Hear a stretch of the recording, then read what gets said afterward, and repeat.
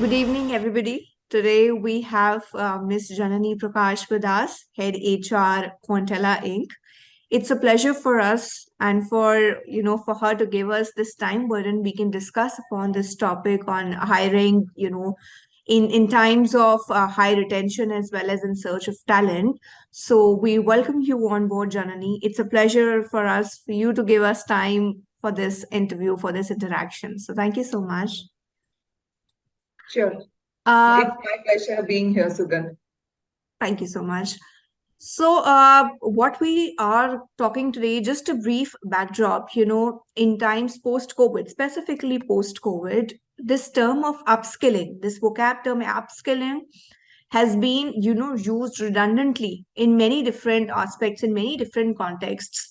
And the motto behind usage of this term post COVID is in order to stay flexible in one's own organization so that the employer doesn't go in hanging looking for another talent. People are upskilling themselves so that they do not lose on to their job, they do not lose the essence that they used to carry pre-COVID. uh, but after COVID also, though this term is being used quite positively, but companies are also feeling a dire need to upskill their existing employee base as well in order to have a fresh base of talent. They want their existing employees, one, for their own self as well, for their own personality enhancements. Companies are digging in money that, why should we hire talent if we can actually upskill them? So, one, it has a positive connotation, but it does cost a lot to company as well. And even if employees are going on upskilling themselves as well, then also it costs them money as well as time. Earlier in times of post COVID, when there was hybrid setup, we could still take out time to upskill ourselves. But now, as in the time is passing by and people have gotten used to this concept, and it is no more a need for organizations to be hybrid, and employees are expected to go back to office on a daily basis. So now there comes a problem again when where there is time crunch. So, we are here discussing one, how is it a retention strategy for organizations, and how can employees actually shell in time, or how can organization help them in their work life balance as well and help them take out time to upskill themselves. Let's say the first question itself that says that, is upskilling and retaining employees at better remuneration creates a secure environment to incubate organizations' growth? What is your view on the same? Yeah, so I think you laid the context pretty well. The world itself changed in the last 2.5 years or so. March 2020, I so vividly remember one fine day we were all asked to suddenly start work from home, and then next 2 weeks or 3 weeks it was supposed to have been work from home. It just lasted for a year and a half and more. Now, that itself actually responds to a part of the concerns that you were alluding to, right? In terms of the time, in terms of the changes that have been taking place and all that. The response is, okay, there has been a year and a half of time frame when people have been working from home, and then now we are asking them to fully come back, which is not happening because there have been permanent changes that people have been making in their lives. And some people have also found productivity as part of working from home, as well as sometimes coming to office. There is this term that's recently coming up called frolics, which is friends and colleagues, right? That's also another aspect to consider. But in all of this, what does it mean for us to have upskilling as a priority is a very big aspect for us to consider. When COVID happened, one of the first aspects that we needed to think of is how do we onboard people? How do we have offer letters generated? For IT sectors, it was rather okay. At least some of these were put in place. But think about the other sectors. It was not easy for transition. But people were able to step up, learn, transform very quickly. Some of these changes have become permanent. And therefore, learning also is permanent is what I would say. That's my first take. Now, why is learning permanent or upskilling as an aspect should be looked very differently? It's because changes are happening in a manner where it's like never before. Um, Skills half-lives used to be like 15 years earlier. Now it's 5 years. Um, there are this there is a study that Forbes published last year as part of its talent trends saying lifespan is increasing to 100 years. An average 5-year-old, half of the 5-year-olds could actually survive for about 100 years. Mm-hmm. And in a 100-year life, obviously there has to be a 60-year career at least. So careers are also being relooked at, because what my mother did, I don't think I understand it anymore. What I'm doing today, I don't know if it will be relevant 10 years from now. Therefore, aspects like this are now strengthening the case that reskilling, upskilling is very important. At an individual level, there is a certain responsibility. At organizational level, there is another set of responsibility. Why? Because business continuity is imperative. It is important. And for organizations, if you see, business continuity and skills lifespan shrinking, and employees wanting to stick in an organization shrinking to from a 3 years to 18 months, all of these are like just bringing them to a tipping point of how do I really deal with it, right? That's how we went through great resignations last year, and several other side effects due to great resignation as a topic. A couple of data points for you, Sugandh, is Sure. Michael Page actually released the Talent Trends report last year. One of the important aspects why people were leaving organization, more than about 48% of the people left organizations for career development and growth. People that stayed in organizations, right? Like some of them chose not to leave. Almost 55% of them stayed because the existing organization was able to provide career development, growth, and upskilling Exactly. So they were actually investing in their employees' growth and Exactly. their personal development. Yes. So this itself tells us that organizations have just no option but to do this, because it's an organizational imperative and an individual imperative to learn, upskill, and grow. Remuneration. Now, your second part of the question was on remuneration, isn't it? Right. It's important again now, because we are in a very bullish market, slightly better right now in the last couple of months. Indeed, indeed. Yes. So we have to stay competitive, but at the same time, it's a combination of multiple factors, not just about skilling, not just about compensation. It's about, are the benefits aligned to what people may want? Can we come up with creative compensation packages where there is no cash flow, cash outflow immediately for the organization, but over a period of time? Or can there be different designs in terms of the components of the compensation? You know, all of these also need to be thought through, and I think organizations are getting very creative nowadays. So it's a combination of all of this to aid the upskilling reskilling process. So that's my take. No, very rightly, you've actually pointed out that it is the trend report was also very positive in its outlook when it stated that 58% of people actually wanted to stay because the existing organizations were investing in them, and so they also thought that this aspect of loyalty should also come in towards the employer. While upskilling post COVID was actually taken as a trend or as a mark that if you want to stay active into one's organization, you actually need to upskill yourselves.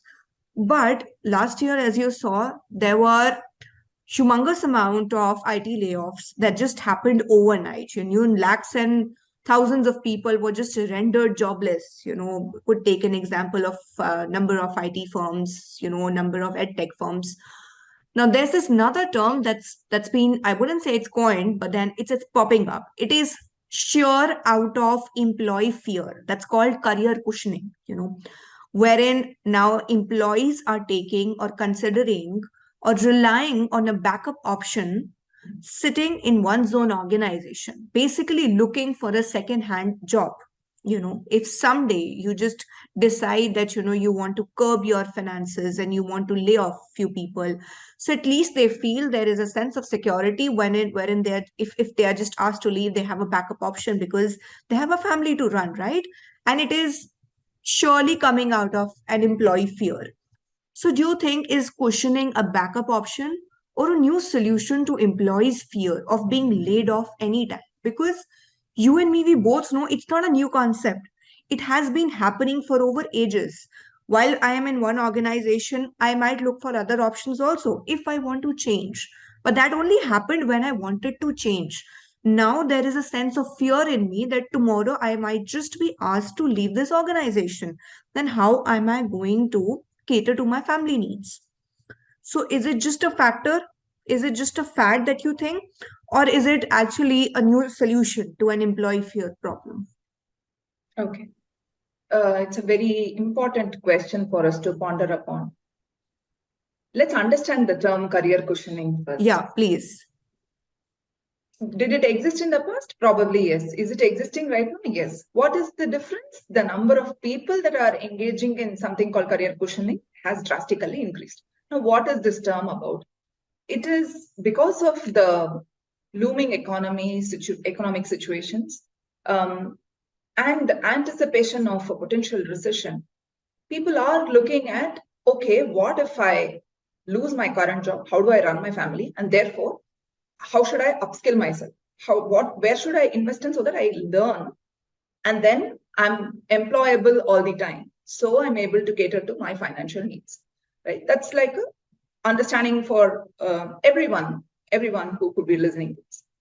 Now, how has this whole thing been evolving? If you see, our previous generations would have worked in the same organization for 30 years. Our generation moved to say, okay, 5 years, 7 years, 3 years, less than 3 years, not looked at greatly. And this was a reality about 5 years back. Now, 18 months, oh, good. I think 1 year has passed. That itself is good. So you see, there's a change in trend, and the attention span shrinking, tolerance level shrinking, people's preferences becoming wider in terms of, I want this also, I want this as well, all of this, ending up making people restless. So, so there are a combination of these factors, right? One side, there is economic downturn. There is a funding winter that's happening. A lot of startups not able to pull up because of the expected fund not able to come in. So they are pushed to a corner to say, okay, what do I do other than cutting my employee costs? And then there is this looming fear of, am I relevant from an employee perspective? To say, how do I stay relevant? Okay, I'm in this skill right now. How long will this skill stay? Exactly. 2 years from now, will it change? I was reading a report in 2018. There were about 7.5 million jobs that were posted in the US. And this was across IT, HR, marketing, and all that. Overall, about 18 skills were needed for this particular, across, on an average, 18 skills were required. Now, the same set of jobs being posted in 2021 needed 21 skills. You could think, what is there? There is just increase of three skills here. No, that's not the truth. Of the 18, 50% of these skills are not relevant. So it's like for somebody who's taking up this job, 9 plus 3, 12 new skills need to be picked up. So they're going to the same old job that was there 3 years before. You see the level of complication that's now suddenly cropped up. So there is just no option for people other than thinking about how do they upskill. And therefore, career cushioning is a term that has come up. It existed earlier, but the need to be constantly upskilling did not exist earlier. 5 years back, I was not thinking that I need to be doing a certification every year. But 4 years back, I thought, okay, I think something is coming and I need to constantly at least get my learning muscles exercised so that I keep knowing what's happening externally. I know how to learn, basically. And now it's like every day I need to learn. There is just no option. That's my response to this, but happy to engage in a dialogue further on this. We're talking about learnings. We're talking about what kind of skill sets will remain and what kind of skill sets, will pass on with time. What about you? How have you garnered your learnings all through this year in your professional as well as personal life? Um, so Sugandha, I took some different routes. I believe that careers are always not straight lines, straight vertical lines. They are squiggly. So apart from being a HR professional, I come from a music family and I have music as a profession running in the side. But yes, I'm not doing professional singing, but I'm doing professional teaching over the weekend. So that's how I'm keeping that light on, that part of me on, right? But I take learnings from there and I use it in my work and vice versa, because I'm engaging there with much younger children, like 6 years to 18 years. So I know how they are thinking, and it's easier for me to use some of those learnings at work, translate teaching to coaching at work, probably, right? In HR profession, that's quite prevalent. Another thing is, every year, at least for the last 4 years, I've been doing one or the other certification, either related to my job or not related to my job. About 3 years back, I went for a swimming course, and then I've been a music student ever since, like last 4 5 years. I'm continuing to be a student as well as a teacher. Last year, I went ahead and did a yoga teacher certification training, and yeah, I'm a certified instructor, and now I'm going through a different certification. So yes, I think I'm just trying to keep that muscle exercised constantly. I'm reading number of reports right now. I also say that we're all suffering with abundance of resources right now, but there is this constant feeling of I've not yet Yeah, caught up. I've right. not yet studied. But then yes, I think these are all helping for sure, Hmm. because it's at least not putting me in a spot where I'm not thinking to what will be my future tomorrow. I'm like, okay, I can figure out, because I've diversified myself into 3 4 areas. Exactly. You've actually made good use of the time that you could in indulging yourself in different activities. And in a way, if you see, you've also kept a backup option ready for yourself that if someday you're not able to continue this 10 to 7 job, at least you have something in hand to take your family ahead. And Yeah. I wouldn't say there is something wrong in it.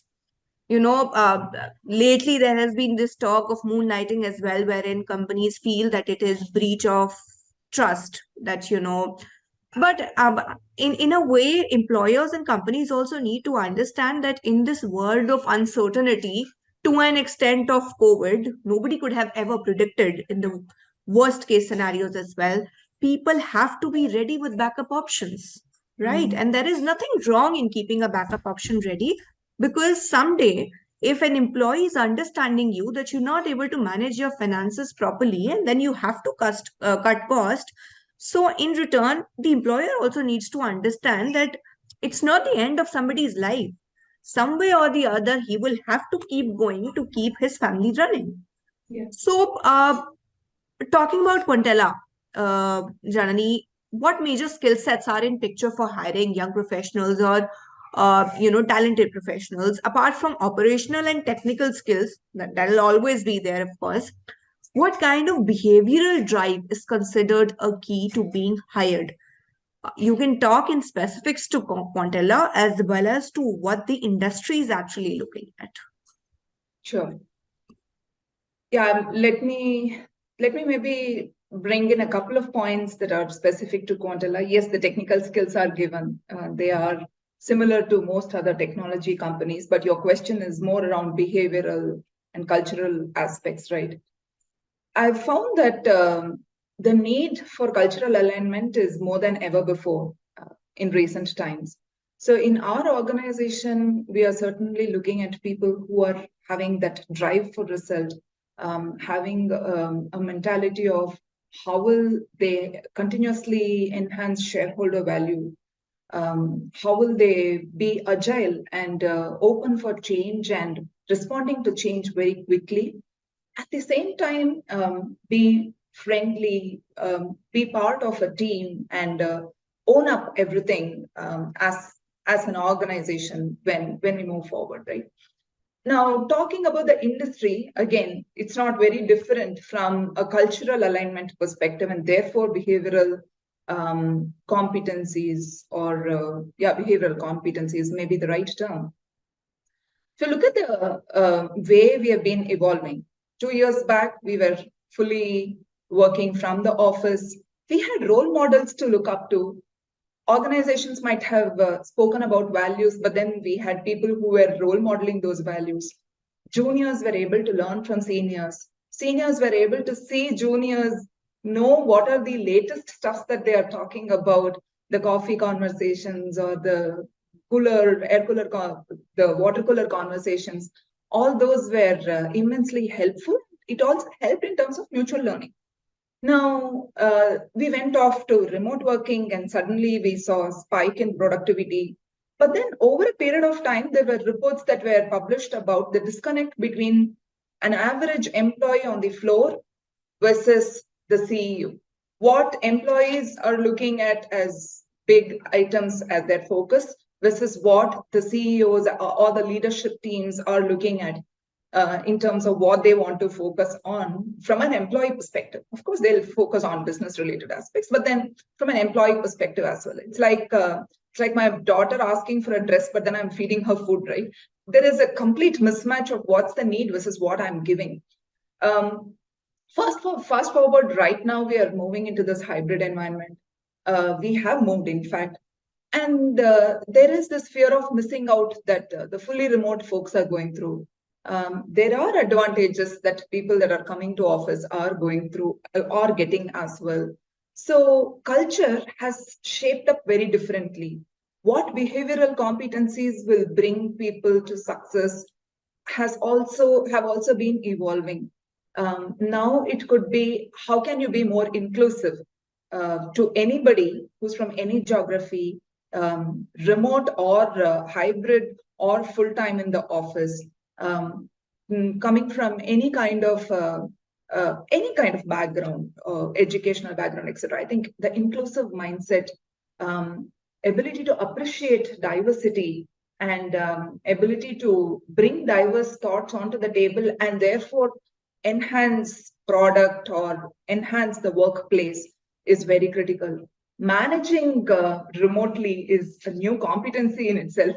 Or how do you managing remotely as a manager, as a team member? I think this can Because be managing remote broken work up. is also an art these Yes, days. that's right. And then how do you fight employees that may have mental health issues or overall well-being related aspects? How do you keep a tab on that? While you may have people coming to the office and you may see few of them, you may not see few of them. But how do you still show care, display empathy in all kinds of environments? I think these are some of the behavioral factors that are becoming very critical. Role modeling is another aspect that's getting missed overall. And we could see it so vividly when people were asked to come back, especially the ones that are just 1 year, 2 years in the industry and have totally worked remotely. They were just learning to conduct themselves in an office setup. And if I have to draw a parallel to schooling, when I was picking my daughter, she's in primary school. When I was picking my daughter one day, right after we opened up the schools, the first class kids or the PP2 kids, the pre-primary kids, were not moving and forming a line, and the teachers are saying they're not able to follow because they have learned everything remotely. You see, it's a struggle for everyone to have gone through this, and therefore obviously the need of behavioral It competencies was or difficult for professionals to follow instructions remotely in the very beginning, leave alone kids, because for them, even this concept of remote learning was as yes, new as learning ABC. yes, that's right, that's right. Uh, Yeah, so that's what it is. That's my take. no, you've actually very well articulated your learnings and, the kind of trends and the kind of skill sets that, you're looking at while hiring at Quantella Inc. It is seen as a major tech intervention that has been adopted in learning and development realm. You know, has the technology-based learning using LMS improvised the learning curve in organizations? And will this intervention smoothen the on-floor training programs within organizational realm, of course? Yes. One of the first functions which had to move very quickly to digital was learning a couple of years back. People were refusing to go for online platforms and learning from there and all that, but suddenly there was no option of classroom at all, right? And when that prolonged, then digital became first in many companies. If you see today, we have arrived somewhere saying, yes, most organizations will go digital first, but we will also have virtual classroom sessions or virtual conversations like how you and I are talking. And we will also have classroom setup because, again, in-person learning has its benefits. So this is like the combination, but the digital first mindset helps because it's just available for anybody across the geography. And by the way, in the last 2 years, we became a global village. So it's like parity in terms of availability of resources for everyone, everywhere. That's what I think digital learning brings in. Plus, it's giving people an option to be self-paced. Like there are a few people in my team. Like I'm an early morning person. There's a late night person in my team. I do certain things early morning, and she does many things late night. So it just works well for us if we are having our learnings in our own self-paced manner, right? So I think it is certainly helping in terms of increasing the technical skills, reducing the burden of conducting all of these trainings from the employer or the HR perspective, right? From them, I think it's shifting the onus more to the employee. Now, very matured organizations that have a lot of resources, enterprise ones, are able to provide access to multiple platforms that are online in nature or digital in nature. And then they are able to bring in an AI interface to see what are the different patterns of learnings. How is that also connected to the performance management feedback? And then now there are recommendations being thrown, similar to how you may go to your Google and then you'll see a recommendation of something that you may want to buy, or like you go to Amazon and then you see a recommendation. So I think now that shift of employee experience has heightened, and some large organizations are already able to offer that customized learning, personalized learning, basis their accesses and performance inputs. So it's certainly increasing in terms of the learning curve for people. Now, there was a But is data. it also making a difference in their on-floor trainings? Yes, I'll tell you some of the learnings that we've tried. Some of it is like, you do some initial training online and then you have discussions. So it's like you're not introducing the concept anymore in the classroom. You're more moving towards experiential learning, providing simulations, providing projects to say, okay, these are the 5 concepts you learned. Now here is a live project. How will you handle it? And that we put people in groups in a classroom setup or in breakouts in Zoom. And we are able to have people become more hands-on when it comes to behavioral learnings as well. In technical learnings, certainly, it's all becoming virtual or digital. Definitely, there is an impact in terms of how people are able to move their needle on flow performance as well because of digital learning. All right, Janani.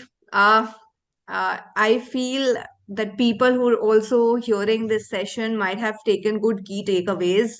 For their sake, let's just quickly wrap it up in what would be the top 5 key takeaways from our discussion today that you would want to actually highlight, and ask people to actually write them down, keep them in their important notes or something, and always keep these top 5 priorities when it comes to upskilling and reskilling. Sure. Number one is learn to anticipate where the world is going. Okay. Number two is know where you want to go. Number three is tie both of them and then learn what will take you to the future that you want to. In order to make the third point possible, the fourth one is learn to learn. Learn anything, but then learn, right? Number 5 is calendarize learning. I think these are the 5 tips that I will give for making upskilling, reskilling an everyday habit. All right. Thank you so much, Janani. It was a pleasure speaking with you. And I believe your deep insights and the examples and the anecdotes you've quoted will actually help people understand actually if they need to upskill themselves, then why do they need to upskill themselves? And if companies have to invest, then in what kind of upskilling aspect do they have to invest in their present employee base? So it was indeed a very knowledgeable session. So thank you so much for joining us and giving us time to share in your views as well as your expertise on this subject. Thank you so much. Thank you, Sugandh. It's been a pleasure having this conversation with you. I'm really hoping that people are able to get some best insights from this conversation.